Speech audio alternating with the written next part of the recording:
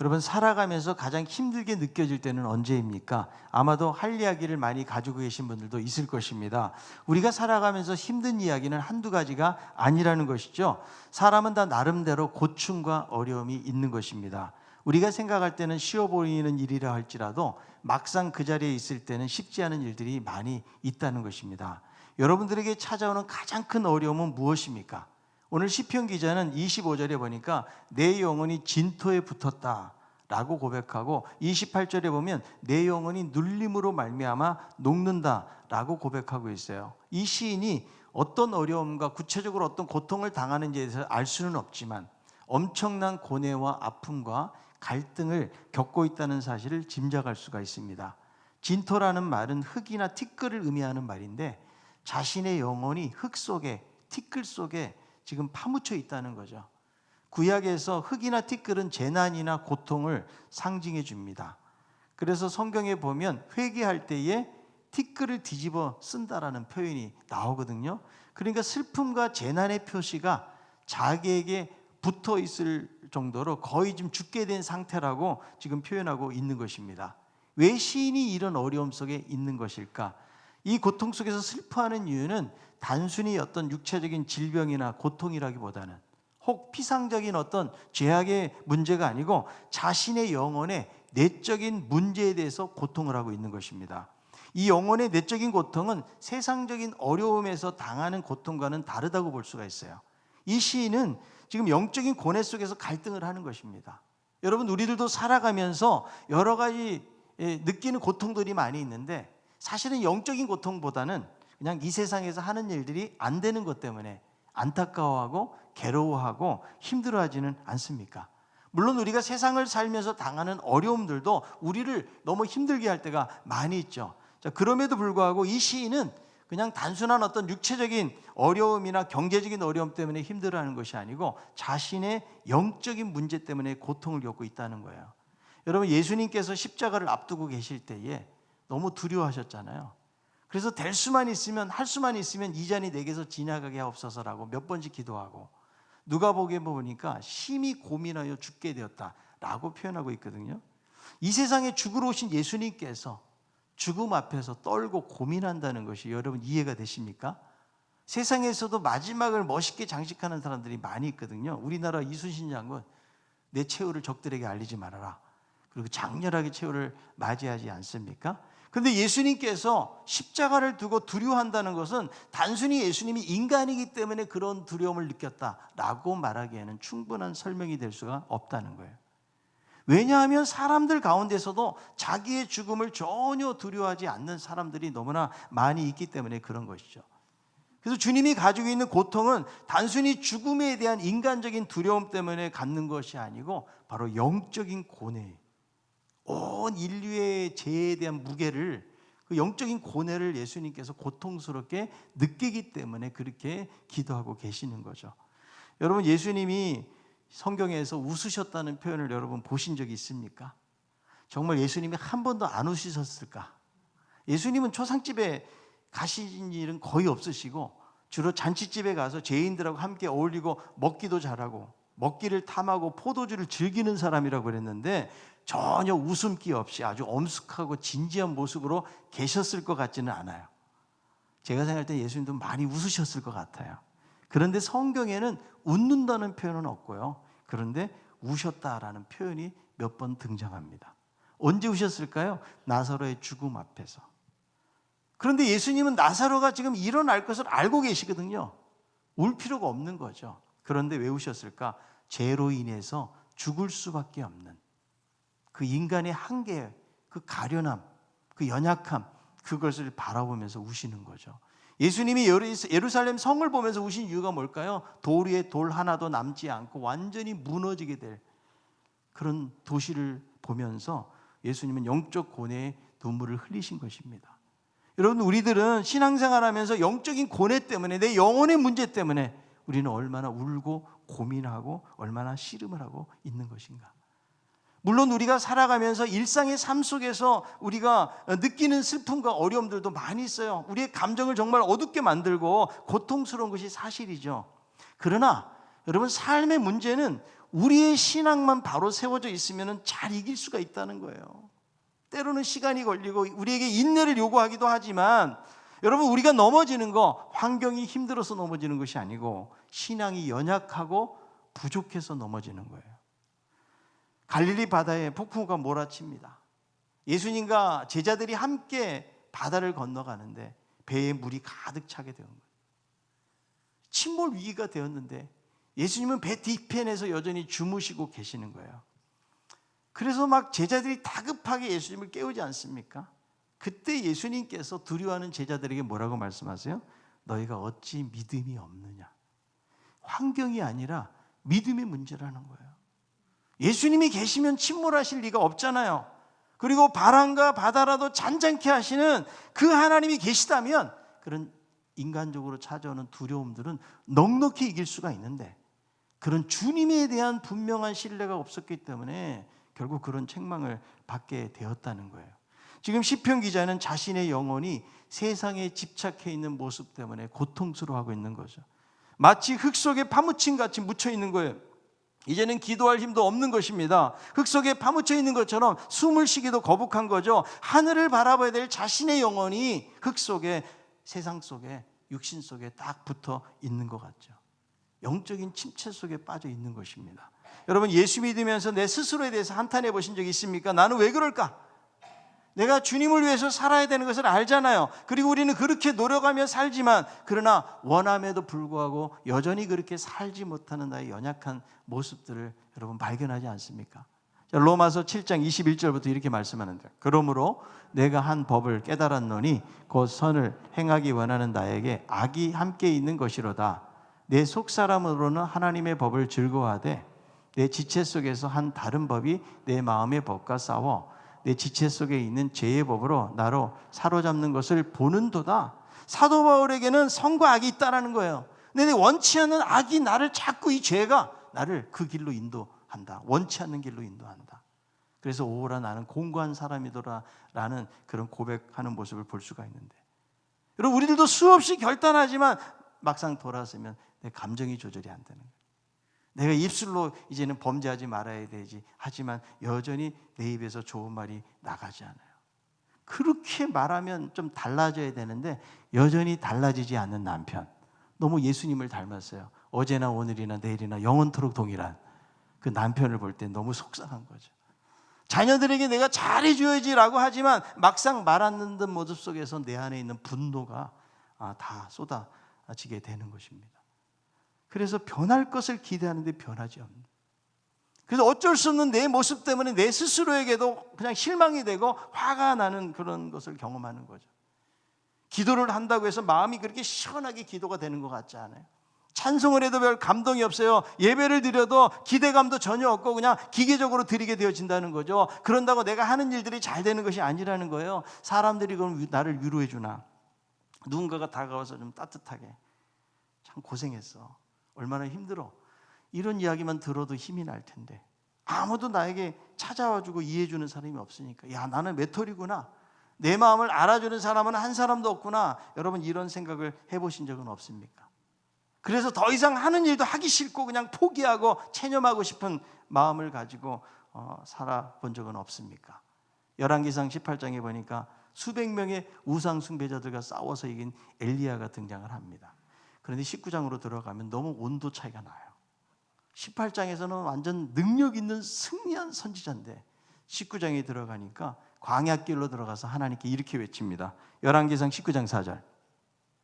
자기 자신은 광야로 들어가 하루길쯤 가서 한 로뎀 나무 아래에 앉아서 자기가 죽기를 원하여 이르되 여호와여 넉넉하오니 지금 내 생명을 거두시옵소서. 나는 내 조상들보다 낫지 못하니이다 하고, 그렇게 우상 숭배자들하고 대결을 했으면, 그리고 많은 사람들을 죽였으면 이제는 이스라엘에 놀라운 회복이 올 것을 기대한 거예요. 그런데 이세벨 같은 여인은 더 설치고 있고 전혀 변화가 없는 이스라엘의 타락을 보면서 깊은 영적인 수렁에 빠져들었던 엘리야의 모습을 발견할 수가 있는 거예요. 영적인 고통을 당하고 있는 거예요. 시편 73편에 보니까 아삽은 악인이 잘되고 형통하는 모습 때문에 고통스러워합니다. 의인은 고난을 받는데 악인들은 하는 일마다 잘돼. 얼굴을 보니까 기름이 번지르르 하고 죽을 때도 너무나 평안하게 죽는 거죠. 그래서 뭐라고 그래야겠습니까? 거의 실족할 뻔하였고 내 마음이 미끄러질 뻔했다라고 고백하고 있는데 영적인 어려움과 시험을 당하고 있는 거예요. 지금 오늘 말씀 속에 시인도 영혼이 진토에 붙을 정도이고 영혼이 눌려서 물처럼 녹을 정도의 상황, 영적인 큰 어려움과 침체가 그에게 있다라는 거죠. 자, 그런데 이 말씀을 보면서 이 시인은 어떻게 이 영적인 어려움과 침체를 만났을 때 회복을 하고 있는지 말씀을 통해서 생각해 보려고 합니다. 첫째는 영적인 어려움과 침체를 만났을 때 하나님 앞에 나아가서 자기 행위를 고해야 된다. 자, 119편 26절입니다. 내가 나의 행위를 아뢰매 주께서 내게 응답하셨사오니 주의 율례들을 내게 가르치소서. 여기 보니까 내가 나의 행위를 아랜다는 말씀이 있죠. 이 행위라는 말은 행위라는 말만 된 것이 아니고 여기에 방향이나 삶의 방향이나 태도 이런 모든 상황들을 포함하는 그런 단어라고 말할 수가 있거든요. 그래서 시인은 마치 땅속에 파묻혀 있는 것 같이 극도의 고통을 느끼면서 지금 영혼과 육체가 완전히 쇠약해져 있는 거예요. 그런 상황 속에서 하나님 앞에 나아가서 고백을 하고 있다.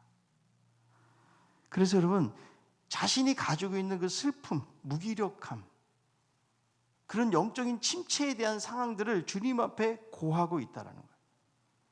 그러니까 여러분, 영적인 침체를 벗어나는 중요한 방법이 뭐냐? 하나님 앞에 나아가서 고하는 거예요. 과거에 이 찬양을 많이 했어요. 괴로울 때 주님의 얼굴 보라. 그 평화의 주님이 우리와 함께 하신다. 이런 찬양을 많이 불렀던 기억이 나는데요. 여러분, 힘들고 어려우면 하나님 앞에 나아가는 수밖에 없다. 여러분, 하나님이 우리의 상황을 몰라서 기도하라고 하는 것이 아니고 하나님은 우리의 형편과 처지와 우리의 모든 감정의 상태와 상황들을 알고 계신다. 자, 마태복음 6장 7절 8절이에요. 또 기도할 때 이방인과 같이 증언번하지 말라. 그들은 말을 많이 하여야 들으실 줄 생각하느니라. 그러므로 그들을 본받지 말라. 구하기 전에 너희에게 있어야 할 것을 하나님 너희 아버지께서 아시느니라. 아신다, 모르신다. 그러니까 기도가 하나님이 모르는 것을 내가 잘 설득해가지고 하나님을 깨닫게 하는 것이 아니라는 거죠.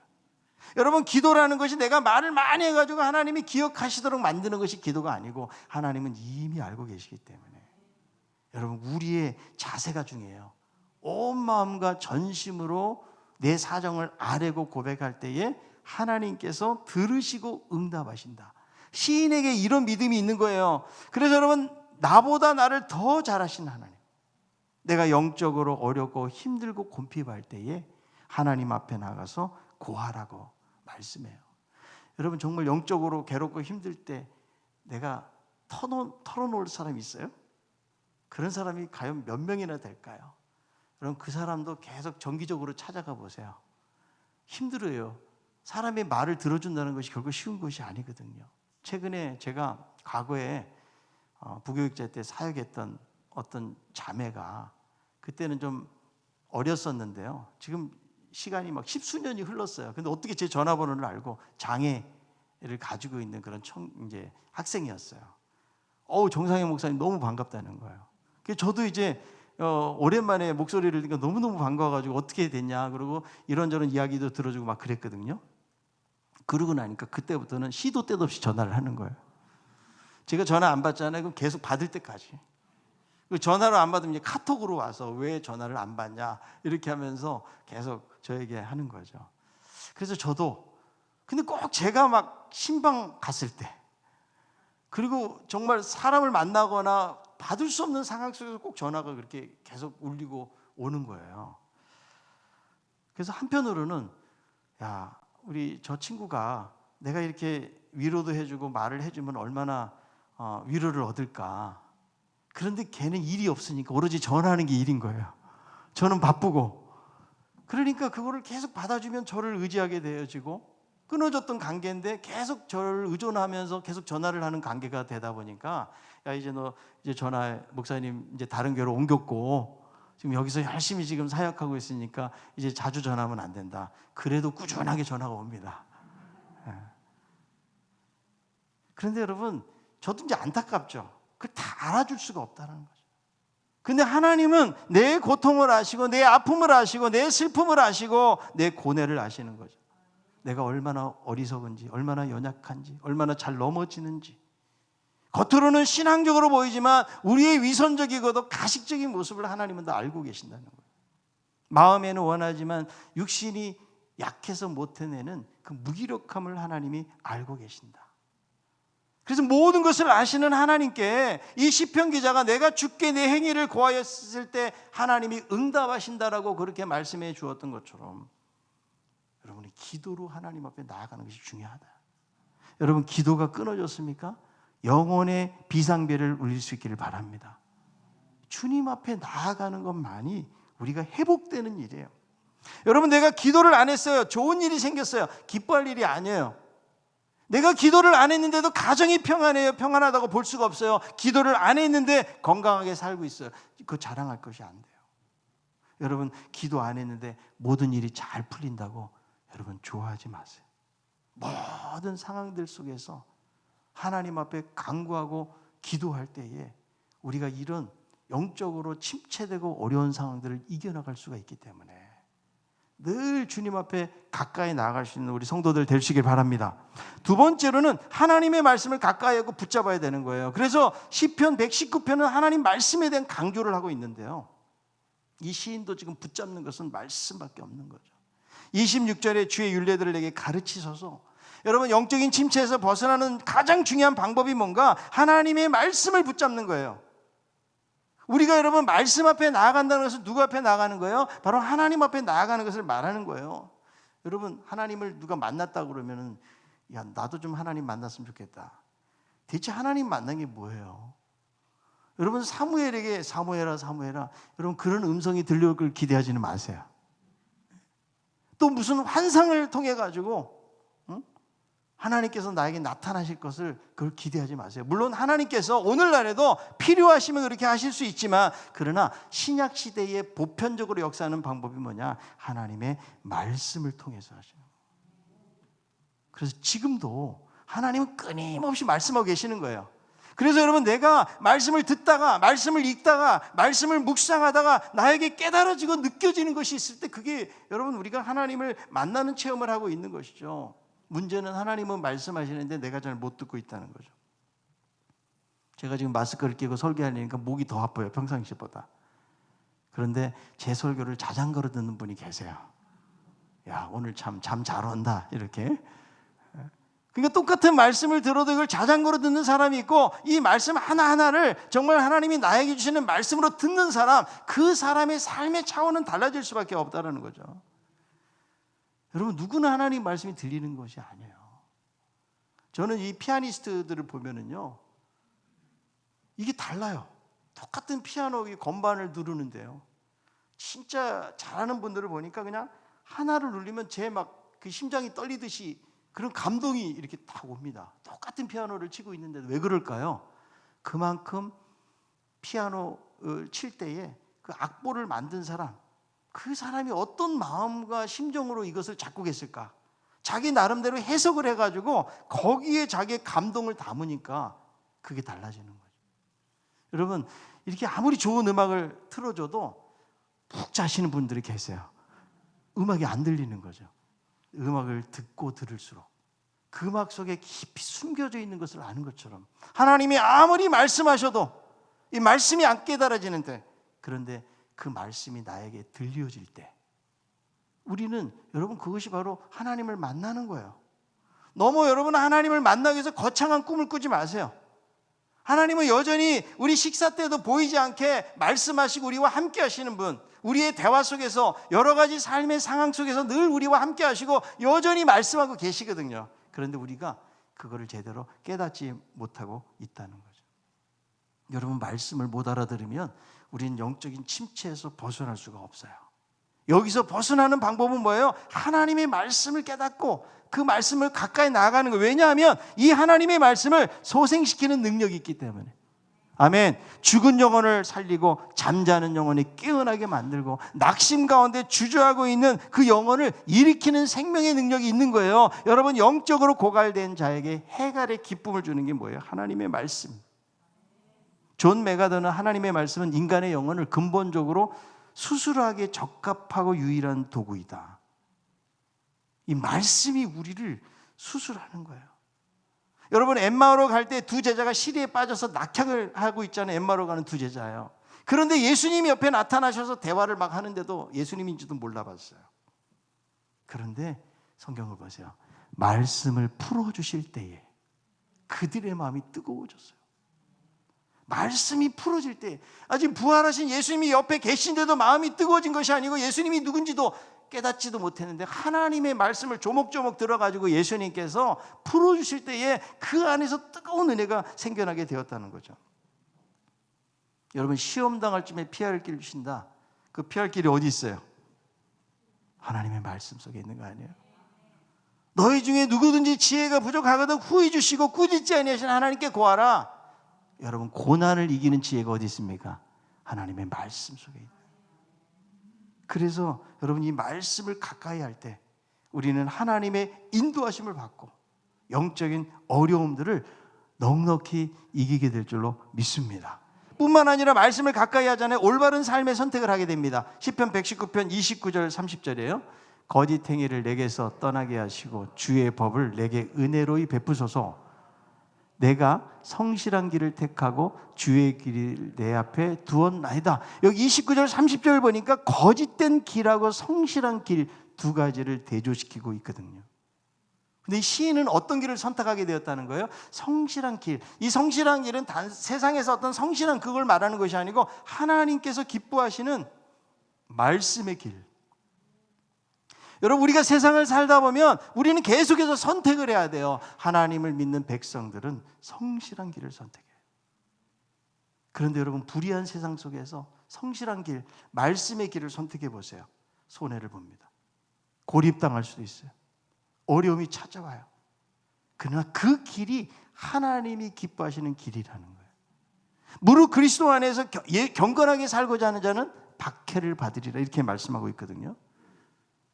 우리가 믿음의 사람들이 성실의 길을 택하지 아니하고 거짓된 길을 자꾸 택하잖아요. 영적인 무기력증에 빠지게 되어지는 거예요. 그래서 계속 이게 습관화되다 보면 내가 예수 믿는 사람인데도 거짓 행위를 행하면서도 거짓인지를 모르게 되어지는, 여러분, 이것이 가장 큰 문제예요. 심령이 강팍해지잖아요. 내가 뭘 잘못했는지를 몰라요. 여러분, 간경화가 뭐예요? 자기가 몰라요. 간이 굳어져가지고 역할을 못 해내는 거예요. 내가 스스로 깨닫지를 못한다는 거예요. 여러분, 양심을 그냥 처음에 어길 때는 막 죄책감이 들었어요. 가책이 됐어요. 근데 나중에는 그 양심에 별로 가책이 안 생기는. 교회도 한두 번 나가지 않았을 때는 죄책감이 들었는데 하도 빠지다 보니까 이제 아무렇지도 않은 상태로 접어들 수밖에 없다. 여러분, 이제 코로나는요, 사회 전반적인 변화뿐만 아니라 교회에서도 함께 모여서 예배한다는 이 전통적인 패러다임이 깨진 거예요. 이제는 교회를 안 가도 정당화되는 그런 온라인 시대가 펼쳐지게 되었는데요. 완전히 새로운 변화가 찾아온 거예요. 그래서 코로나가 끝난 다음에 계속해서 우리가 교회에서 함께 모이고 예배하는 이런 여러분 모습들이 얼만큼 지속될지, 얼만큼 많은 사람들이 빠져나가게 될지 사실은 아무도 가늠할 수 없지만 여러분, 이전처럼 똑같이 돌아갈 수 없다라는 것이 전문가들의 판단이고 생각이에요. 제가 그저께 차를 운전하고 오는데 갑자기 동산교회 원로 목사님 되셨던 김인중 목사님 전화가 온 거예요. 워낙 급하시잖아요. 잘 있냐고, 지금 코로나 때 건강하게 있냐고 갑자기 전화가 왔어요. 이게 웬일이시냐고 그랬더니 코로나 때 너무 많은 일을 할 생각하지 말고 열심히 몸을 단련해가지고 운동해서 코로나 끝난 다음에도 목회를 계속 잘 이어가라고 저에게 격려 전화를 주신 거예요. 그런데 목사님이 하시는 말씀, 이런 말씀 하시더라고요. 자기도 요즘 온라인으로 예배를 드리는데 너무나 흐트러져 있는 자기의 모습을 보게 됐다는 거예요. 내가 평생 예배 드리고 예배를 위해서 그렇게 열심히 달려왔던 목사인데 내가 막상 온라인 예배를 드리다 보니까 이제 나이가 되니까 화장실 가고 싶으면 또 예배 드리다가도 화장실 가게 되어지고 때로는 졸음이 막 찾아오기도 하고 그러면서 아니, 목사도 이 정도니 성도들은 어떻겠냐. 그래서 그런 말씀을 하시더라고요. 우리도 처음에 여러분 온라인 할 때는 어땠어요? 그때는 막 그래도 우리가 예배 잘 드려야지 이랬던 거죠. 어느덧 여러분 지금 우리의 자세가 흐트러지지는 않았는지, 지금 온라인으로 제가 못 보는 것 같지만 다 보입니다. 자세를 똑바로 하고 하나님 앞에 예배를 드려야 돼요. 근데 우리 복장부터 우리의 마음의 자세라는 게 그래요. 여러분 교회 갈 때는 그래도 뭔가 복장을 갖추고 내가 하나님 앞에 예배를 드려야 되는 그런 준비 자세가 되는데, 막상 집에서 하다 보면 이것이 점점 편안한 그런 관계로 진행이 되기 때문에 온전히 집중해서 예배하기가 어렵다. 나도 모르는 사이에 어떻게 돼? 거기에 또 젖어버리는 거예요. 이제 예배 한 번만 빠지면 큰일 난다고 생각을 했는데, 이제 내가 어디 놀러 가도 거기서 또 영상으로 드리면 되니까 너무 편하고, 그리고 뭐 교육자들도 말도 안 하고 나라 방침이니까 어쩔 수 없고 이렇게 되니까 나름대로 그 안에서 여러분 안도감을 갖는 거죠. 그러다 보니까 이전과 같은 그런 열심, 그 뜨거운 열심들이 점점 사라지고, 우리의 어떤 예배의 어떤 형태가 정말 하나님을 모여서 뜨겁게 찬양하고 예배하는 그런 모습들이 이제는 우리가 이런 문화 속에서 나도 모르는 사이에 다 그냥 형식적으로 기계적으로 젖어버리면서 이렇게 할 수 있다는 거죠. 여러분, 우리의 위선적인 모습과 거짓된 행위들을 버려야 되는데 여기서 영적 회복이 일어나요. 그러면 거짓된 행위를 어떻게 버려야 되는가? 하나님의 말씀을 찾으면요, 이 거짓된 행위는 사라져요. 왜? 말씀은 빛이기 때문에 우리의 어두운 심령을 비출 때에 깨달아지는 거예요. 그래서 이 말씀 앞에서 우리는 철저하게, 지금 시편 기자가 고백했던 건 주의 법을 베풀어 달라, 주의 증거를 가까이 해야 된다고 이야기하죠. 왜? 하나님의 말씀 앞에서 자기 자신을 철저하게 보는 거죠. 내가 뭐가 잘못됐는지. 여러분, 세상적인 가치, 평가, 판단으로 내 자신을 보는 것이 아니고 하나님 말씀 앞에서 나를 보는 것이죠. 우리는 내 스스로에게 너무나 관용적이에요. 다른 사람에게는 엄한 잣대를 댈 때가 너무나 많이 있는데, 하나님 끊임없이 우리에게 말씀하시는 거죠. 그래서 하나님의 말씀을 품을 때 뭐가 떠나가요? 거짓이 떠나가게 돼요. 여러분, 정말 사람처럼 변하기 어려운 게 없어요. 세상의 윤리나 도덕이 사람을 변화시키는 것이 아니고 오직 복음이 사람을 변화시킨다. 그러니까 여러분, 우리를 변화시킬 분은 어떤 사람들의 후나 훈계 이런 걸 통해 변화되는 것이 아니고 하나님의 말씀이 내 심령에 뚫고 들어올 때, 그럴 때 거짓된 행위를 버리게 되고 성실한 길을 따라가게 돼요. 여러분, 우리가 이렇게 1시간 예배 드리는 거 여러분 세상 속에 생각해 보면요, 얼마나 되겠어? 나머지 많은 시간들은 우리 세상에서 보내고 있거든요. 그렇다 보니까 하나님의 말씀의 원리대로 따라가야 될 우리들이 어느덧 세상에 젖어가지고 우리도 그런 가치 속에서 살아가고 있다는 거죠. 여러분, 우리가 붙잡아야 될 것은 세상 방식이 아니에요. 너 그렇게 살면 망한다. 너 그렇게 정직하게 성실하게 살아봐라. 너 말씀대로 살아봐라. 손해보고 너 하나도 얻게 되는 게 하나도 없어라고 이야기하는 거예요. 여러분, 손해보는 것 같아도 우리 하나님의 백성들은 하나님의 말씀의 원리를 붙잡고 살아요. 그게 말씀의 길이에요. 자, 여호수아 1장 8절. 이 율법책을, 그 다음 거예요. 이 율법책을 내 입에서 떠나지 말게 하며 주야로 그것을 묵상하여 그 안에 기록된 대로 다 지켜 행하라. 그리하면 내 길이 평탄하게 될 것이며 내가 형통하리라. 이걸 묵상하고 기록한 대로 지켜 행하면 나머지 하나님의 약속이 뭐예요? 평탄과 형통을 약속하셔요. 여러분, 내가 아무리 열심히 뛴다고 해서 평탄해지는 게 아니에요. 그 길은, 이스라엘 백성들이 40년 동안 하나님 눈을 어둡게 하시니까 광야에서 뺑뺑 돌아요. 40년 전에 출발했는데도 여전히 그 자리예요. 우리 인생도 똑같아요. 하나님이 길을 열어주시고 하나님이 인도하지 아니하시면 내가 아무리 노력한다고 잘 되는 것이 아니라 내가 예기치도 못하는, 생각지도 못하는 사건들이 우리 가운데 찾아오게 되어진다.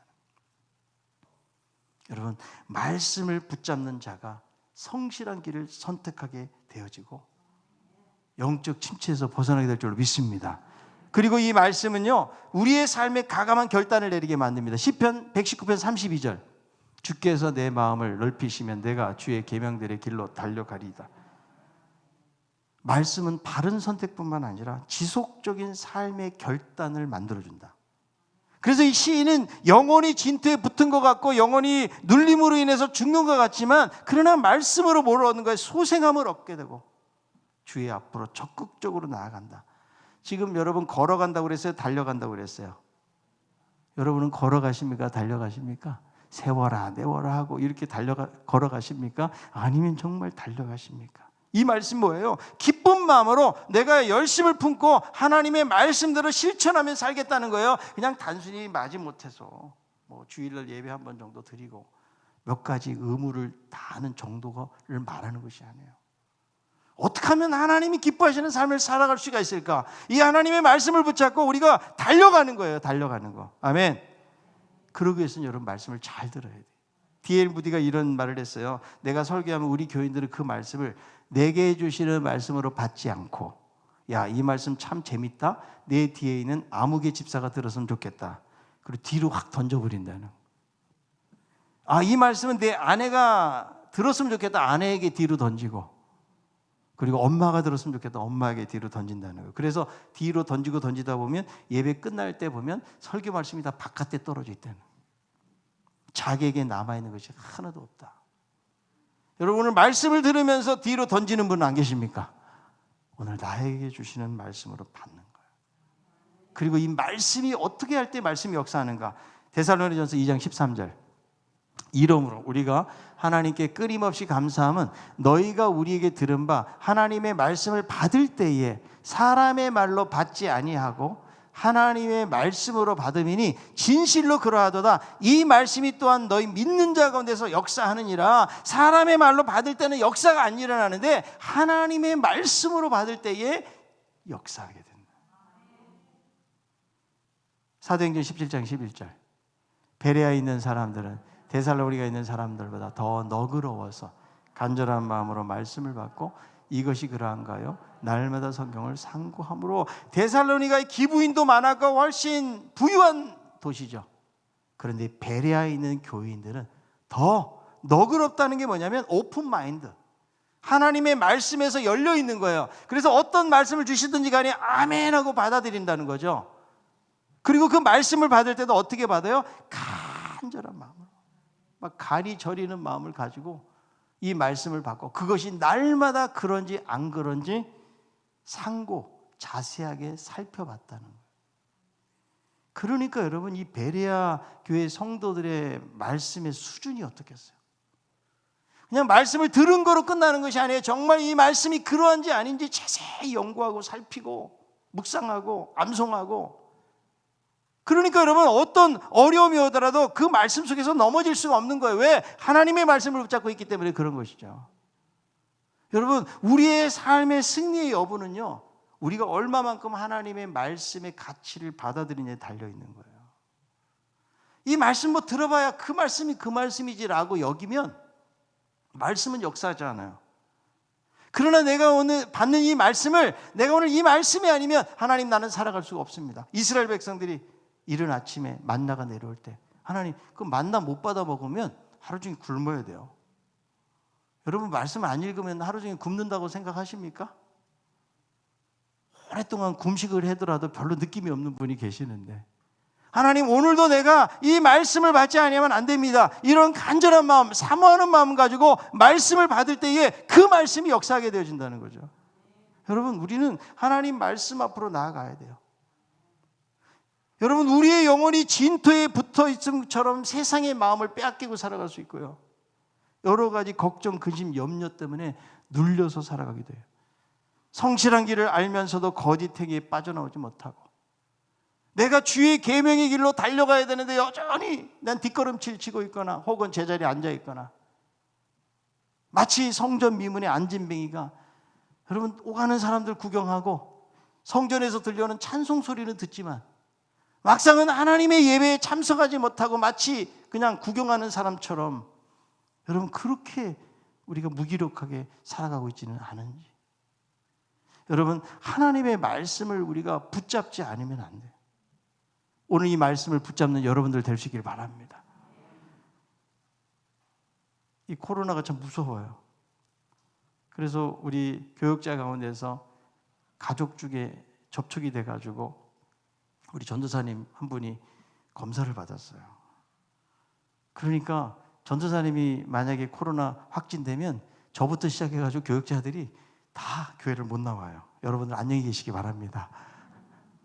그럼 정말 힘든 상황들이 연출되는 거죠. 예배도 드릴 수 없는 상황이 되고 누가 뭐 방송 찍을 수도 없고 이런 상황이 되는 거죠.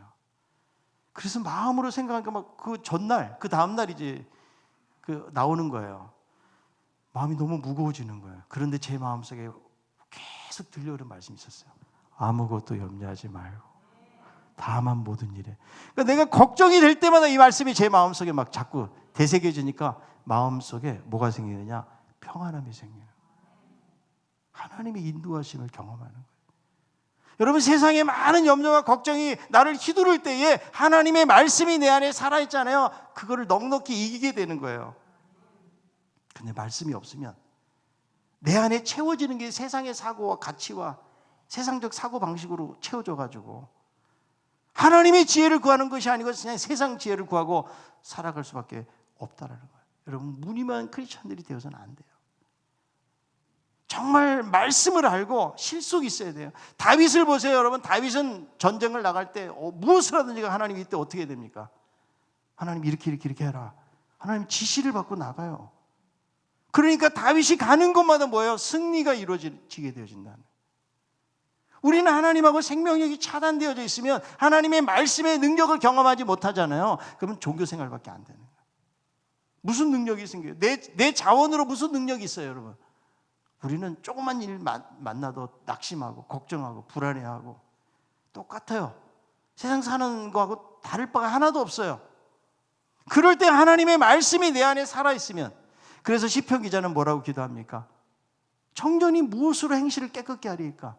주의 말씀을 따라 삼갈 뿐이니이다. 그래서 내가 범죄하지 않도록 하기 위해서 주의 말씀을 내 마음에 두었나요? 여러분을 흔드는 말씀이 있나요? 여러분의 인생을 붙잡고 있는 그 말씀이 있습니까? 그 말씀이 살아있으면 내가 낙심하고 있을 때도 하나님 모든 것 합력의 손을 이루신다. 하나님 이것을 통해서 이루어 가실 거야. 여러분, 이런 확신을 갖게 되지 않을까요? 여러분, 사람이 얼마나 많으냐의 문제가 아니에요. 저는 이 코로나를 통해서 하나님께서 다시 한번 정화시키는 일을 하신다고 생각을 해요. 한 사람이라도 내가 하나님의 말씀을 붙잡고, 여러분, 초대교회 소수의 사람들이 그들이 정말 어렵고 박해를 당할 때 그들의 신앙은 제일 건강했어요. 중세가 되면서 예배를 한꺼번에 단체로 드리고 아름다운 성당 지어놓고 태어나는 애들마다 3-4명이 다 붙어지고 그러면서 어두운 길을 걷게 되거든요. 여러분, 지금이 가장 어려운 때인 것 같지만 어쩌면 우리의 지금이 가장 하나님 말씀 붙잡고 우리의 신앙이 새롭게 변화되고 회복될 때예요. 하나님이 저는 그런 기회를 주신다고 생각해요. 여러분, 우리는 주님을 바라봐야 돼요. 그리고 나의 연약함을 주님 앞에 고하십시오. 나의 행위를 고함에 하나님이 응답하셨다. 그리고 하나님의 말씀을 붙잡으세요. 갈렙이 45년이 지나도 여전히 자기 마음속에 있는 약속의 말씀을 가지고 이산지를 내게 주셔서 85세 때에 고백했던 것처럼 그의 평생을 이끌어왔던 하나님의 말씀이 그의 심령 속에 숨쉬고 있었던 것처럼, 내가 예수 수십 년 믿어도 내 안에 말씀이 없잖아요. 그러면 정말 하나님 원하시는 삶을 못 살아가요. 우리가 완벽한 삶을 살아가려는 말이 아니에요. 여전히 넘어지고 부족하고 실수하지만 그럴 때마다 하나님의 말씀이 우리의 상황들 속에서 우리가 염려하고 걱정하고 넘어질 수밖에 없고 낙심할 수밖에 없는 상황이지만 그 가운데서도 하나님 말씀 붙잡자니 평안함을 주시고 고난 중에 피해 나갈 수 있는 길과 지혜를 하나님이 우리에게 주시는 거예요. 우리가 여러분 하나님 말씀만 붙잡고 있잖아요. 아무리 코로나가 막 2배로 3배로 와도 걱정할 게 없어요. 여러분들이 여러분의 삶 속에서 하나님의 말씀을 붙잡고 기도하고 나아가잖아요. 오히려 이전보다 더 뜨겁게 우리는 신앙생활 할 수 있다고 저는 믿어요. 여러분, 이 예배를 통해서 하나님이 우리에게 주신 말씀이 무엇이에요? 내가 하나님 말씀 그동안 어떻게 생각하고 살았나? 주의 말씀 앞에 내 자신을 내려놓습니다. 그리고 나의 평생을 움직여갈 수 있는 그 놀라운 하나님의 말씀이 내 마음에 새겨지게 도우셔서 어떤 상황 속에 낙심하지 않고 주님 앞에 담대히 나아가고 세상에서도 하나님이 기뻐하시는 성실한 길을 선택하면서 믿음으로 살아갈 수 있는 우리들 되기 원합니다. 고백하며 나아갈 수 있는 우리 모두가 다 될 수 있기를 바랍니다.